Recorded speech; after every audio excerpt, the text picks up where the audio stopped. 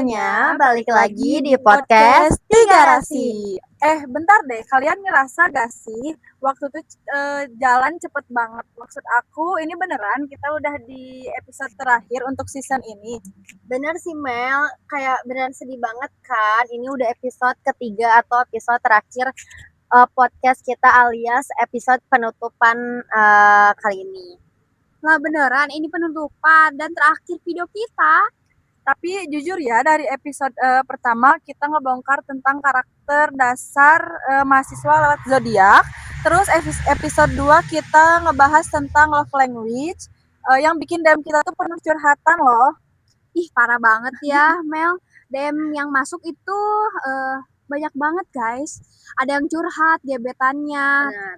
Terus ada zodiak Leo tuh yang gengsian, setengah mati. Mau ngabarin dulu, tapi gengsi duluan, guys.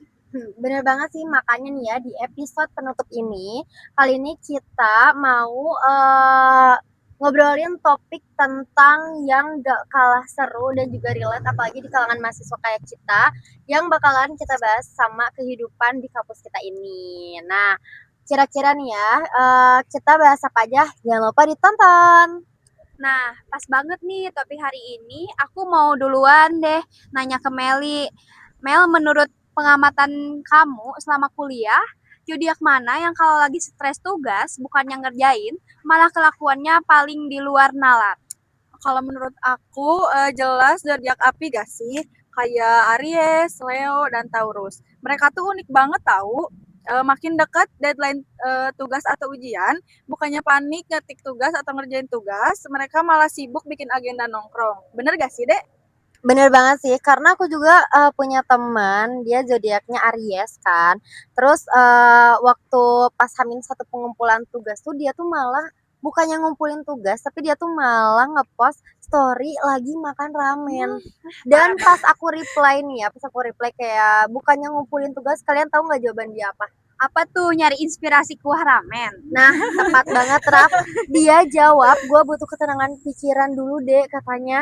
Jadi kayak, padahal besok paginya tuh kelas, terus juga H-1 deadline gitu kan. Tapi kayak dia tuh mukanya tuh pucat, panik, setengah mati gara-gara ngetik tugasnya tuh baru jam 5 subuh. Jadi emang kalau yang kata kamu tadi bilang zodiak Aries yang kayak gitu tuh ngumpulin deadline, ya deadline-nya tuh mepet tuh ya, aku ngerasain kayak bener-bener juga sih gitu. Aduh, Aries. Tapi ntar dulu deh. Kalau zodiak bumi, kayak kamu gimana sih, Raf? Taurus, Virgo juga iya, Capricorn. Kalau kamu stres biasanya ngapain sih? Jangan bilang sama ya. Jujur ya Mel, anak bumi tuh kelihatannya aja rapi dan estetik di awal. Kita baikan, misalnya ya, kita bikin list, list rapi nih ya. Tapi gak ngaruh gitu. Iya. Jadi kayak percuma aja ya, kayak udah bikin to-do list, terus Iya, jadi ternyata nggak teratur ya, benar. Nggak sesuai ya. Tapi habis ditulis aplikasinya ditutup, terus kamu tidur jam 8. Ketahuan guys, Jadi kayak ketahuan. sama aja ya, gitu. Kayak kita bikin tugas percuma gitu kan. Itu sih alasan aja kamu mungkin Raf, tapi ya kalau zodiak udara nih kayak aku, contohnya aku Gemini gitu kan. Nah, beda lagi ceritanya kalau misalkan pas aku lagi stres. Nah, mereka biasanya tuh sibuk, kayak aku tuh bisa tuh sibuk bikin grup atau kayak nyari teman-teman WhatsApp buat nyari yang sama, kayak misalkan aku suka nanya juga kan kayak Mel kamu udah belum terus yes ada temen. Nah ya kayak gitu, jadi kayak bukannya fokus ngerjain tapi malah sibuk siapa aja sih yang belum ngerjain tugas gitu Biar kan. kita ada temennya gitu loh. Benar. Iya, karena biar dapat validasi juga kalau ada temen yang nasibnya lebih parah dari mereka ya, Dek. Jangan sampai ketahuan sih ini ya. Terus kalau menurut kalian zodiak air kayak Cancer sama Scorpio gimana sih? Kalau anak air mah beda kelas, Mel. Mereka tipe yang kalau ngerjain tugas tuh bisa sambil galau atau enggak nangis. Tapi anehnya pas nilai ujian keluar dapatnya gede A. terus kan. Betul. Bener-bener. Misterius sih ini di kampus ya. Bener banget sih, di balik air mata mereka yang keluar banyak banget itu di malam hari. Ada ambisi dan dedikasi luar biasa yang gak kelihatan sama orang lain. Tapi guys, ngomongin soal masa depan, kalian pernah nggak sih nemuin teman kuliah yang kemakan banget sama ramalan zodiak di internet sampai mikirnya kelewatan pas ngomongin dunia kerja? Sering banget sih Raf kalau aku kan Taurus nih, bakat alaminya kan jadi pemimpin, Widih. pimpinan. Jadi ntar pas Keren, keren, lulus tuh keren. gak mau dari posisi magang atau staff biasa. Itu halusinasi tingkat tinggi sih kalau kalau menurut aku. Setuju sih, apalagi sekarang kita udah mau magang kan, Iya, bener banget betul. kan. Padahal kan kayak di dunia kerja gitu ya, yang nyata, yang kayak kalau magang kan emang kita buat pelatihan sebelum kerja Proses kan ya. ya. Mau zodiak kamu apapun tetap harus mulai dari belajar, dari kerja keras, dari membangun pengalaman dari bawah kan. Dari nol. Bener banget sih, Dek. Sama kayak anak Piskes yang terkadang ngomong, aku kan orangnya sensitif dan perasa, gak bisa kerja di tempat yang banyak tekanan. Lah, di mana-mana dunia kerja pasti ada tantangannya. Kecuali kamu kerja jadi penguji kasur empuk di pabrik.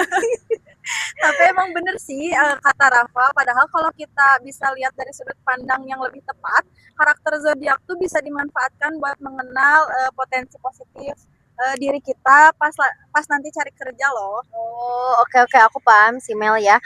Tapi aku pengen tahu deh Mel, kayak kamu bisa nggak sih jelasin contoh kayak dari setiap zodiaknya masing-masing, kayak misalkan tadi kita udah bahas kayak zodiak air, Bumi, ya kayak gitu api. kan. Nah, aku tuh kayak pengen tahu nih menurut kamu tuh kayak gimana sih pemetaannya gitu. Contohnya gini ya, mungkin kita mulai dari anak air dulu yang peka dan punya empati tinggi. Cocok banget di bidang HRD atau pelayanan masyarakat.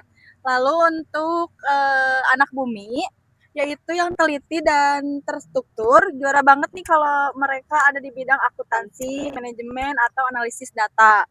Lalu untuk anak api, yang punya rasa percaya percaya diri tinggi, cocok di bidang marketing atau public relation.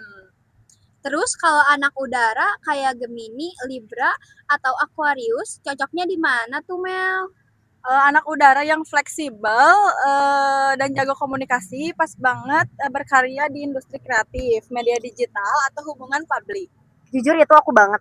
Aku kan Gemini gitu ya. Nah, jadi sebenarnya poin dari bahasan yang tadi udah Meli jelasin tuh sebenarnya kayak sederhana banget kan. Kayak jangan pernah jadiin zodiak ini tuh sebagai salah satu alasan buat kita malas-malesan, karena emang zodiak itu cuman navigasi kecil buat kenal sama diri kita sendiri. Padahal kalau misalkan buat yang lebih nyetir atau lebih ngendaliin diri kita tuh ya tetap diri kita sendiri gitu. Cakep sih, Meli sama Dea kalau udah ngomong bijak, gini berasa dosen pembimbing ya, bukan temen podcast lagi guys.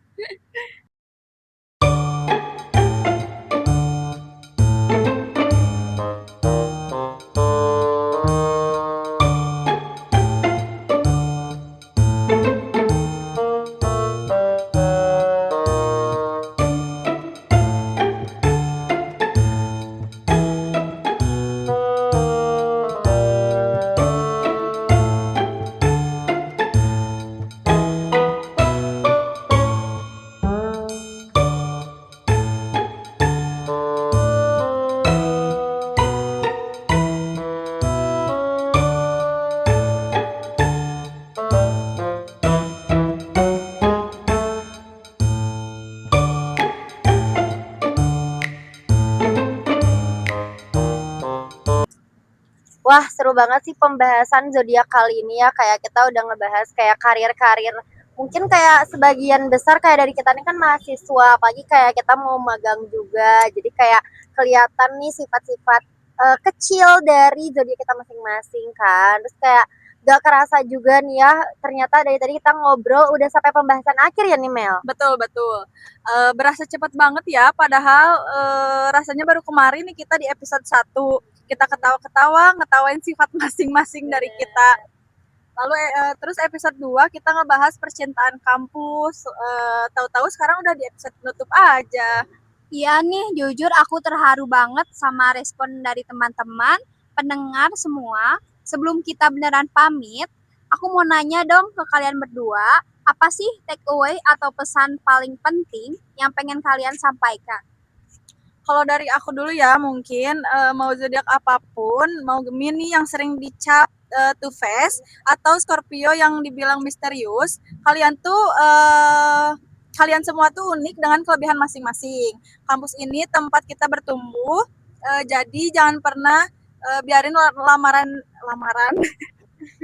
Jadi jangan pernah biarin ramalan zodiak membatasi langkah dan mimpi besar kamu. Setuju banget sih sama apa yang dibilang tadi Meli. Jadi kalau misalkan dari aku juga simpel aja sih Raf, kayak mau zodiak kamu api, zodiak kamu air, udara atau bumi, sebenarnya nasib kita tuh sama aja pas dapat tugas akhir nanti atau pas nanti kita magang, sama-sama butuh kerja keras buat lulusnya. Jadi tetap semangat aja jalanin kuliah, jaga kesehatan dan jangan lupa juga buat bahagia. Itu sih intinya. Luar biasa. Dan pesan penutup dari aku, jadikan zodiak sebagai sarana hiburan yang positif, bukan buat saling menjatuhkan atau mutusin pacar gara-gara ramalan mingguan bilangnya nggak cocok. Rugi dong.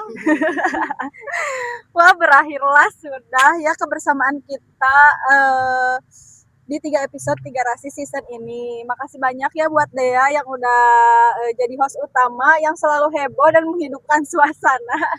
Semoga seluruh naskah dan obrolan kita dari episode 1, 2, dan 3 ini bisa jadi referensi buat orang-orang di luar sana, materinya yang seru, bermanfaat, dan juga inspiratif buat contoh kelas radio, streaming, atau podcast berikutnya ya.